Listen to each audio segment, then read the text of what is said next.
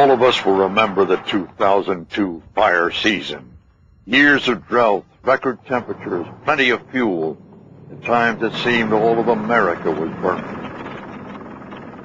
I'm Walter Cronkite. I'd like you to hear something. Electricity's out in the entire town, and I may be the only working generator. QSL loud and clear. Do you have any priority messages? They're just two average guys who saw the need and volunteered. All the other stations, please stand by. They're radio hams, amateurs, giving of their own time and spending their own money, trying to help out when and where America needs it most. Not just at wildfires, but at earthquakes, hurricanes, tornadoes. Just one tornado now, the other one died. At floods, at any disaster. Hams belonging to amateur radio's emergency groups were called out on September 11th when America came under attack.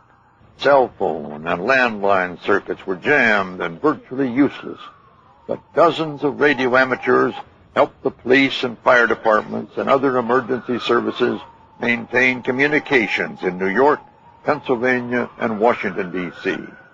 Their country asked, and they responded without reservation.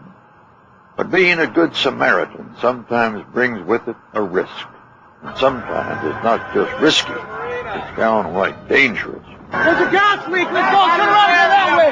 Gas leak! That's exactly what happened in Colorado in June 2002 on the 137,000-acre Hayman fire.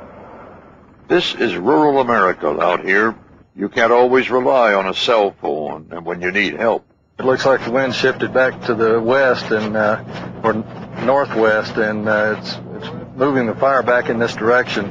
The fire is just right over this ridge here behind me. It's starting to get close. Looks like we're going to have to prepare to get out of here pretty shortly. The sky had already turned ominously dark. The air was thick with smoke, making breathing more difficult. The sun reduced in intensity to little more than a light bulb through the smoky haze. The wind, increasing in speed, began blowing the fire toward the volunteers. The sheriff came through a little bit ago and asked us how fast we could get out of here. We're basically right across the road from the last fire line. So they stood by their radios, handling emergency communications for the police, the fire, the Teller County Office of Emergency Services. This is West Creek Fire.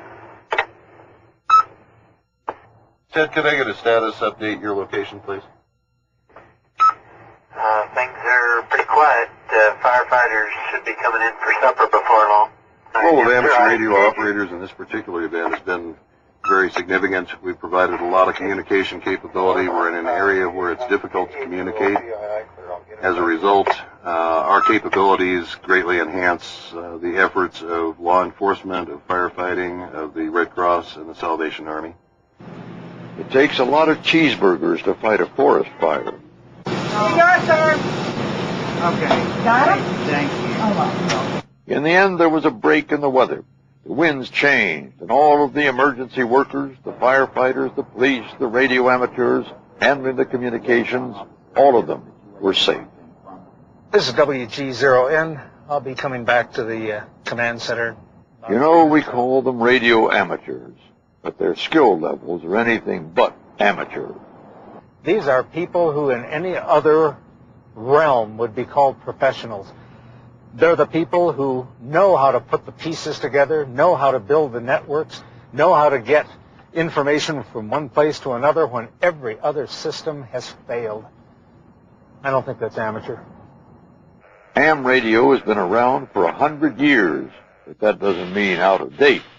Even America's space shuttle and the International Space Station have ham radio on board, and it's not just for the enjoyment of the crew. Do you tend to reevaluate your life when you look at the Earth? Over. When you put up here above the Earth in our little spacecraft and look down at the great big spacecraft that we all fly on, it makes us all think about what our priorities are. Over. Someone once said, and it's probably true, that amateur radio is the only fail-safe communication system in the world. Many of you know I'm a sailor. I really enjoy being on the sea with the wind at my back, underway, under sail. What most of you don't know is I'm a radio ham too. My call is KB2GSD. And you can bet that when I'm on the ocean, even if the GPS, the radar, and the ship-to-shore fail, I've still got my ham radio station. It really is the best backup communication system in the world. And that's the way it is.